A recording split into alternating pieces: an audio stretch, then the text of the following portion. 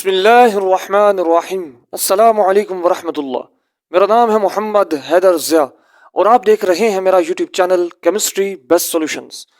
Students, previous video के अंदर हम लोगों ने डिस्कशन की थी मुस्लिम scientist and there contribution in the field of science. आज के इस वीडियो लेक्चर के अंदर हम बाकायदा तौर पर आगाज़ करेंगे केमिस्ट्री की डेफिनेशन और उसके ब्रांचेस के बारे में। तो चले मौजू की इब्तिदा करते हैं। फर्स्ट ऑफ ऑल हम डिस्कस करेंगे डेफिनेशन ऑफ केमिस्ट्री। तो स्टूडेंट्स, आप लोग केमिस्ट्री का इल्म पढ़ने जा रहे हैं, केमिस्ट्री के नॉलेज को डिस्कस करेंगे।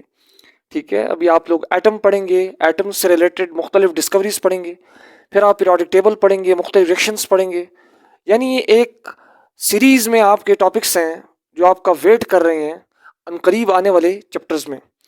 तो सवाल ये, उन सब पर डिस्कशन करने से पहले हमें ये पता होना चाहिए कि केमिस्ट्री क्या है, क्योंकि ये सारी की सारी चीज़ें इस इल्म के अंदर आती हैं, इस नॉलेज के अंदर आती हैं।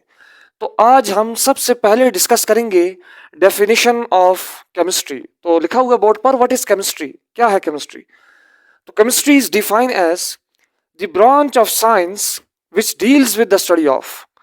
केमिस्ट्री साइंसी इल्म की वो शाख है जिसके अंदर हम बागौर मुताला करते हैं चार बुनियादी चीज़ों का। नंबर 1, कंपोजिशन ऑफ मैटर, मादे की बनावट के बारे में। नंबर 2, स्ट्रक्चर ऑफ मैटर, मादे की साख्त के बारे में। नंबर 3, प्रॉपर्टीज ऑफ मैटर, मादे की खुसूसियात के बारे में। यहाँ प्रॉपर्टीज से मुराद दोनों तरह की प्रॉपर्टीज मैटर के अंदर आ जाती हैं, फिजिकल भी और केमिकल भी, यानी अमली खुसूसियात और कीमियाई खुसूसियात दोनों इसके अंदर शुमार होंगी। Number 4, changes occurring in matter and the laws and principles under which these changes occur. यानी मादे के अंदर जितनी भी तब्दीलियां रूनमा होती हैं, जितनी भी चेंजेस मैटर के अंदर आते हैं, कुछ कुदरत के कवानीन हैं, कुछ कुदरत के उसूल हैं जिनमें रहते हुए ये तमाम तर तब्दीलियां रूनमा होती हैं। इस सारी की सारी जो स्टडी हम करते हैं, जिस ब्रांच ऑफ साइंस में करते हैं स्टूडेंट्स, उसे कहा जाता है केमिस्ट्री। ये थी आपके सामने डेफिनेशन ऑफ केमिस्ट्री। अभी हम डिस्कस करेंगे ब्रांचेस ऑफ केमिस्ट्री को। स्टूडेंट्स, हम डिस्कस करेंगे सब first of all physical chemistry के बारे में। तो इसे हम यूं डिफाइन करते हैं, it deals with the study of the relationship between the physical properties of substances along with the chemical changes in them is known as physical chemistry। यानी फिजिकल केमिस्ट्री हमारे पास एक ऐसी ब्रांच है केमिस्ट्री की जिसके अंदर स्टूडेंट्स आप substances की जो फिजिकल प्रॉपर्टीज हैं और सब्सटेंस के अंदर जो केमिकल चेंजेस अकर हो रहे होती हैं उनके दरमियान जो रिलेशनशिप है, उसके दरमियान जो ताल्लुक है, उसे स्टडी करते हैं। इसे कहा जाता है स्टूडेंट फिजिकल केमिस्ट्री। सेकंड हमारे पास आ जाती है branch industrial chemistry. It deals with the study of those techniques and chemical processes which are related with the preparation of different industrial products। यानी एक ऐसी ब्रांच केमिस्ट्री की जिसके अंदर आप उन टेक्निक्स को पढ़ेंगे और उन केमिकल प्रोसेसेस को पढ़ेंगे जिनका ताल्लुक होगा किसके साथ, with preparation of different industrial products. यानी इंडस्ट्रीज के अंदर मुख्तलिफ किस्म की जो प्रोडक्ट्स को मैन्युफैक्चर किया जाता है, उन्हें मैन्युफैक्चर करने के दौरान जो टेक्निक्स हैं जिनके थ्रू मैन्युफैक्चर किया जाता है, जिन केमिकल प्रोसेसेस से उन प्रोडक्ट्स को गुजारा जाता है, उन्हें जिस ब्रांच ऑफ केमिस्ट्री में स्टडी किया जाता है वो है इंडस्ट्रियल केमिस्ट्री। थर्ड नंबर पे आ जाती है students analytical chemistry. It deals with the study of qualitative and quantitative analysis of matter.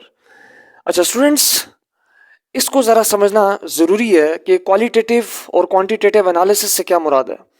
याद रखें, एनालिसिस का मतलब होता है तफ्तीश व तहकीक करना। इसको हम कहते हैं किसी चीज़ को एनालाइज करना। ठीक हो गया स्टूडेंट्स। तो यहाँ लिखा हुआ है कि ये कैसी ब्रांच है केमिस्ट्री की जिसके अंदर हम स्टडी करते हैं क्वालिटेटिव और क्वांटिटेटिव एनालिसिस को। अब आपके माइंड में सवाल ये आएगा कि क्वालिटेटिव एनालिसिस से क्या मुराद है, यानी मेरे पास जो मैटर मौजूद है वो किस टाइप का है, किस किस्म का मैटर मौजूद है, उसकी काइंड क्या है।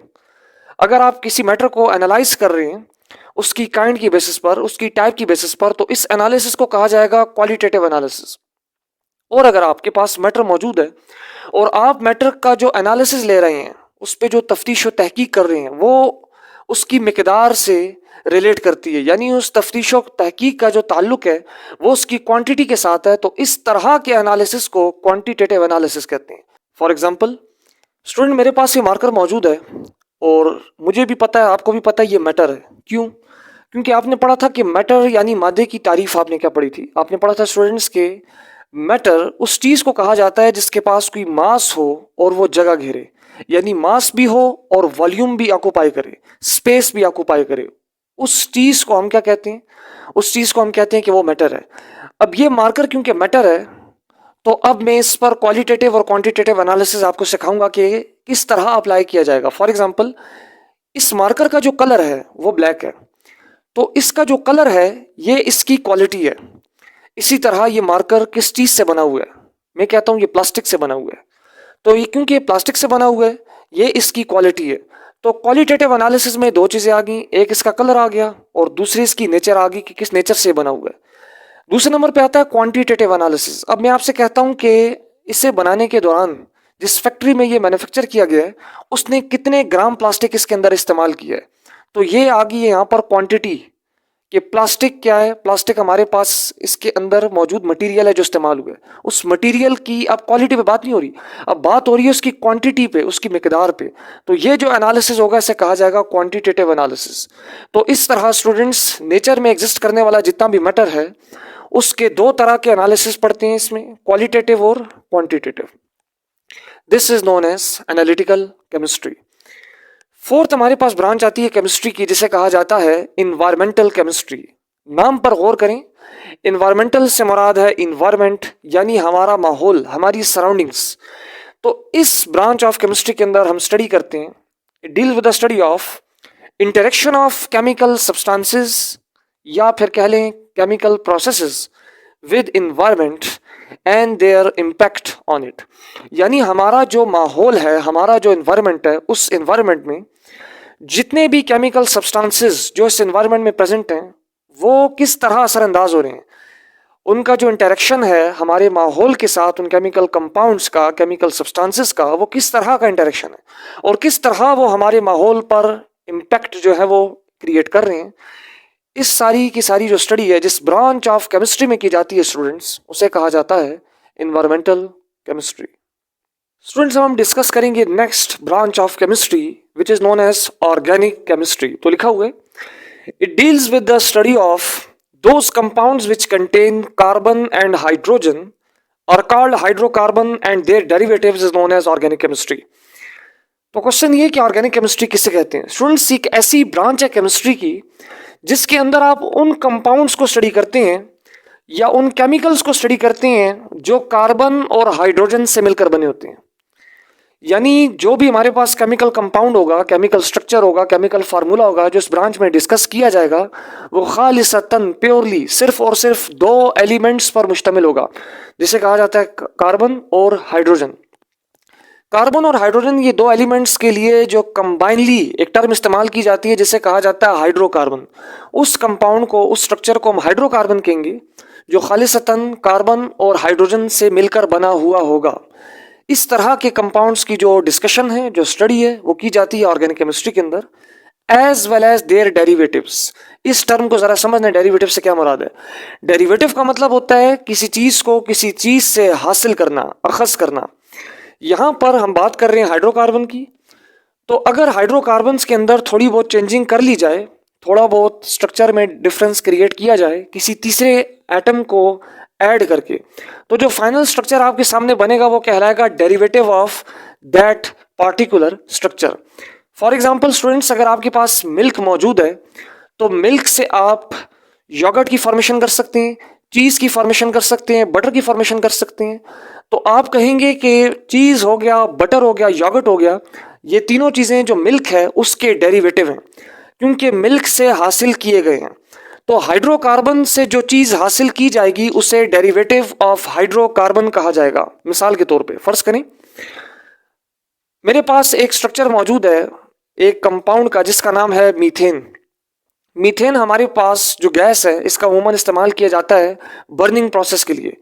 मीथेन का फार्मूला होता है स्टूडेंट CH4, यानी एक कार्बन और 4 हाइड्रोजन के केमिकली कंबाइन होने से ये स्ट्रक्चर बनता है, ये केमिकल बनता है।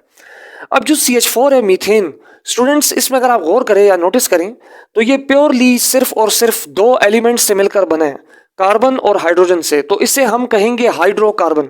हाइड्रोकार्बन के लिए शर्त ये होती है कि हाइड्रोकार्बन आप उस केमिकल को कहेंगे जो सिर्फ और सिर्फ दो ही एलिमेंट्स पर कंपोज हो।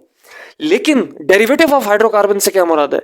डेरिवेटिव जो होगा वो हाइड्रोकार्बन से निकाला जाएगा, यानी हाइड्रोकार्बन से लिया जाएगा। फॉर एग्जांपल, मीथेन के इसी मॉलिक्यूल के अंदर अगर आप फर्क क्रिएट कर दें, यानी मीथेन के CH4 मॉलिक्यूल के अंदर अगर 4 हाइड्रोजन में से जिन्होंने सेंट्रल कार्बन को सराउंड किया हुआ है, अगर आप एक हाइड्रोजन को रिप्लेस कर दें विद डिफरेंट एटम, क्लोरीन हो सकता है, ऑक्सीजन हो सकता है, फ्लोरीन हो सकता है, तो वो जो स्ट्रक्चर रिजल्टेंट आपके सामने बनेगा वो हाइड्रोकार्बन नहीं होगा, बल्कि वो कहलाया जाएगा डेरिवेटिव ऑफ हाइड्रोकार्बन।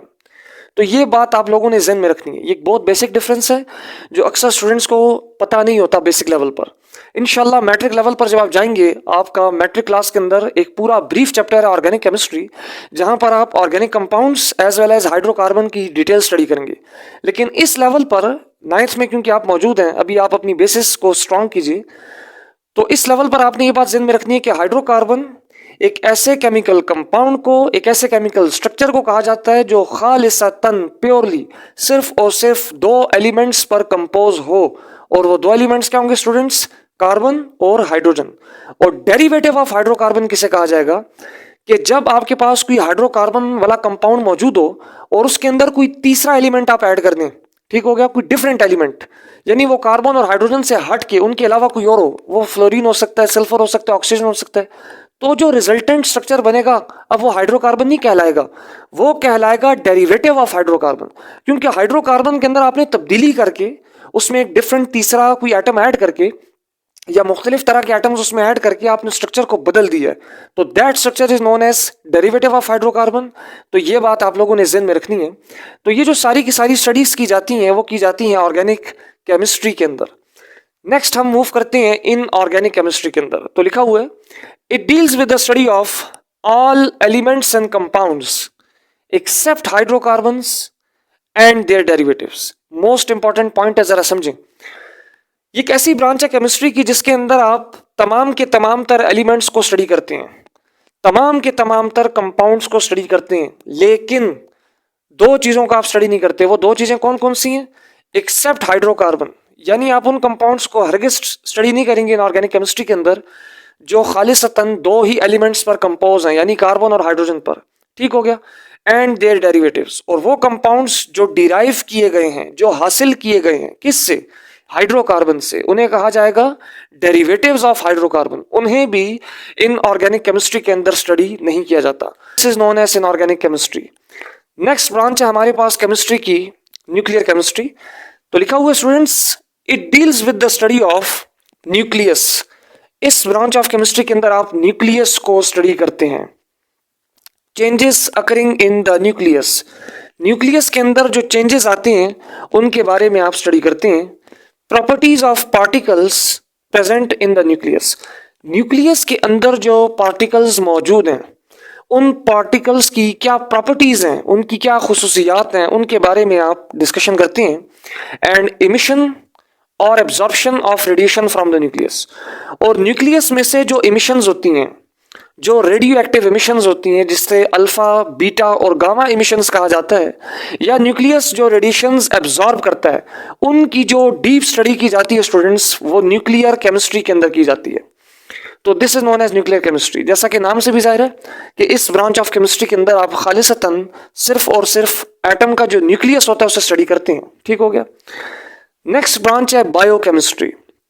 तो लिखा हुआ है students, it deals with the study of synthesis, composition, decomposition and chemical reactions of substances which takes place in a living organism is called biochemistry। जैसा कि नाम से जाहिर है, बायो का मतलब होता है लाइफ, यानी किसी भी लिविंग ऑर्गेनिज्म की बॉडी के अंदर जो केमिकल रिएक्शंस हो रहे हैं, उन केमिकल रिएक्शंस के होने के दौरान जिन जिन कंपाउंड्स की सिंथेसिस हो रही है, यानी जो कंपाउंड्स बन रहे हैं एक लिविंग बॉडी के अंदर, और जब वो कंपाउंड डिकम्पोज होते हैं, जब वो टूट जाते हैं मुख्तलिफ स्ट्रक्चर्स के अंदर, ये तमाम की तमाम तर जो स्टडी आप करते हैं या जो केमिकल रिएक्शन किसी लिविंग बॉडी के अंदर इन्वॉल्व होते हैं, उनकी जो डीप स्टडी की जाती है, वो जिस ब्रांच ऑफ केमिस्ट्री में की जाती है उसे कहा जाता है स्टूडेंट्स बायोकेमिस्ट्री। ये थे स्टूडेंट्स आपके सामने ब्रांचेस ऑफ केमिस्ट्री। अब आपकी जो बुक है उसके पेज नंबर 5 पर टेस्ट योरसेल्फ के नाम से 3 क्वेश्चंस आपसे पूछे गए हैं। तो ये एक प्रैक्टिस प्रॉब्लम है, इसे हम डिस्कस करते हैं। प्रैक्टिस प्रॉब्लम का जो पार्ट ए है वो मैं पढ़ता जा रहा हूं, आप अपनी बुक पर फोकस कीजिए। लिखा हुआ है, a chemist mostly use which branch of chemistry to determine the amount of impurity in drinking water. Drinking water के अंदर इम्प्योरिटी मौजूद है, तो पूछ रहा है आपसे एग्जामिनर के बताएं केमिस्ट जो है वो किस ब्रांच ऑफ केमिस्ट्री को यूज करके उस प्रॉब्लम को, उस इम्प्योरिटी को जो ड्रिंकिंग वाटर के अंदर उसे डायग्नोस करेगा। तो एनालिटिकल केमिस्ट्री इसका ऑप्शन है स्टूडेंट्स, क्योंकि आपने पढ़ा ना कि एनालिटिकल केमिस्ट्री सब्सटेंस की जो क्वालिटेटिव और क्वांटिटेटिव एनालिसिस होता है उससे रिलेटेड होती है। तो इसका जो परफेक्ट ऑप्शन है वो है एनालिटिकल केमिस्ट्री। नेक्स्ट है, a chemist in which branch of chemistry determine the composition of substance and determine their masses। अब यहां पे दो चीजों का जिक्र कर रहा है, डिटर्मिनेशन ऑफ मास यानी मास को डिटरमाइन करना, और दूसरे नंबर पर कंपोजिशन ऑफ सब्सटेंस को। जरा समझें इस बात को, इसका आंसर भी एनालिटिकल केमिस्ट्री है, लेकिन कैसे? देखिए स्टूडेंट्स, आपने पढ़ा था ना कि एनालिटिकल केमिस्ट्री के अंदर दो तरह के एनालिसिस होते हैं, क्वालिटेटिव और क्वांटिटेटिव। तो यहां पे जो जिक्र है डिटरमाइन देयर मासेस, मैंने आपको पहले बताया था ना कि मास की टर्म जब भी हम इस्तेमाल करते हैं केमिस्ट्री के अंदर तो हमेशा हमारा फोकस मिकदार की तरफ होता है। ठीक हो गया? तो मेरे पास एक सब्सटेंस का मास कितना है, जैसा कि मैंने आपको इसी वीडियो के अंदर एग्जांपल दी थी मार्कर की, कि मेरा मार्कर जो है वो प्लास्टिक से बना हुआ है, तो प्लास्टिक कितने ग्राम इसमें मौजूद है, ये क्वांटिटेटिव एनालिसिस है। तो इसी तरह मास की डिटर्मिनेशन जो की जाएगी वो एनालिटिकल केमिस्ट्री के अंदर की जाती है। दूसरे नंबर पे लिखा हुआ है कंपोजिशन ऑफ सब्सटेंस, मेरा जो सब्सटेंस है वो किस चीज पर कंपोज है, ये क्वालिटेटिव एनालिसिस है। जैसे ये मार्कर है, ये मार्कर जो है प्लास्टिक से बना हुआ है, तो ये इसका क्वालिटेटिव एनालिसिस है, क्योंकि आपने काइंड बताई है, नेचर बताई है सब्सटेंस की जिससे ये बना हुआ है, लेकिन उसकी अमाउंट नहीं बताई। ठीक है, तो ये जो दोनों चीजें, आपका जो क्वेश्चन नंबर बी है उसका आंसर है एनालिटिकल केमिस्ट्री। थर्ड क्वेश्चन है, a chemist develop a medicine to help patients with thyroid problems, in which branch of chemistry is this chemist working. कहता है केमिस्ट है, उसने एक मेडिसिन को डेवलप किया है, एक दवाई उसने तैयार की है, और वो जो दवाई है, वो जो मेडिसिन है, वो हेल्प कर रही है पेशेंट्स के लिए जिनको थायराइड का प्रॉब्लम है, यानी गिलड़ की जो बीमारी है उन्हें लगी हुई है, उस बीमारी को दूर करना है। तो लिखा हुआ है, in which branch of chemistry is this chemist working. Students, इसका जो एक्चुअल आंसर है वो है फार्मास्यूटिकल केमिस्ट्री, या जिसे हम मेडिसिनल केमिस्ट्री भी बोलते हैं, क्योंकि ये हमारे पास केमिस्ट्री की एक ऐसी ब्रांच है जिसके अंदर हम मेडिसिन्स के बारे में, ड्रग्स के बारे में, उनके बॉडी, किसी भी लिविंग ऑर्गेनिज्म की बॉडी के अंदर जो इफेक्ट्स हो रहे हैं उनके बारे में स्टडी करते हैं। तो इसका जो परफेक्ट ऑप्शन होगा वो होगा मेडिसिनल केमिस्ट्री। तो आपने लिखना है इसका आंसर मेडिसिनल केमिस्ट्री। ऑल्दो आपकी बुक ने मेडिसिनल केमिस्ट्री को डिफाइन नहीं किया, लेकिन यहां पर जो इसका एक्चुअल आंसर है, परफेक्ट आंसर है, वो है मेडिसिनल केमिस्ट्री। तो स्टूडेंट्स, मैं उम्मीद करता हूं कि आज का वीडियो लेक्चर आपको पसंद आया होगा। मजीद इस तरह की इंफॉर्मेटिव वीडियोस हासिल करने के लिए हमारे इस YouTube channel chemistry best solutions के साथ जुड़े रहें। हमारे इस यूट्यूब चैनल को ज़्यादा से ज़्यादा शेयर और सब्सक्राइब करें ताकि आने वाली नई और इंफॉर्मेटिव वीडियोस बर वक्त आप तक पहुंच सकें।